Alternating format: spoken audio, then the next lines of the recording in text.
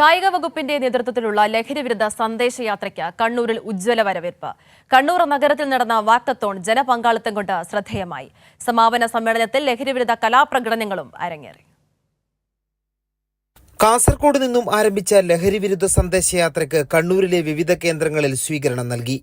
Town സ്ക്വയറിൽ നിന്നും ആരംഭിച്ച വാക്കത്തോൺ സ്റ്റേഡിയം കോർണറിൽ സമാപിച്ചു.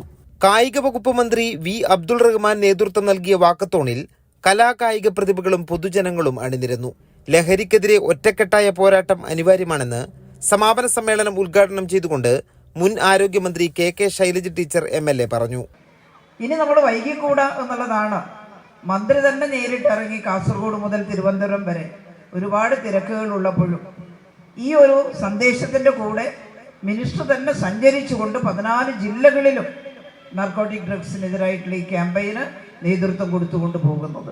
നമുക്ക് ഒരുമിക്കണം. ഈ അപകടത്തിൽ നിന്ന് കേരളത്തെ അടിയന്തരമായിട്ട് യുവാക്കളെയും കുട്ടികളെയും സ്ത്രീകളടക്കം ഇതിന് വശംവദരാവുകയാണ്. നമ്മുടെ കാശും മറ്റാരൊക്കെയോ ഊറ്റിയെടുത്ത് കൊണ്ടുപോവുകയാണ്. ലഹരിക്കെതിരെ സംസ്ഥാന സർക്കാർ നടത്തുന്ന പ്രവർത്തനങ്ങൾക്ക് വലിയ ജനപിന്തുണയാണ് ലഭിക്കുന്നതെന്ന് കായിക വകുപ്പ് മന്ത്രി വി അബ്ദുൾ റഹ്മാൻ ചൂണ്ടിക്കാട്ടി. നമ്മുടെ പോലീസ്, എക്സൈസ് വിഭാഗവും കിലോ കണക്കിന് ലഹരി വസ്തുക്കളാണ് പിടിച്ചെടുത്തുള്ളത്.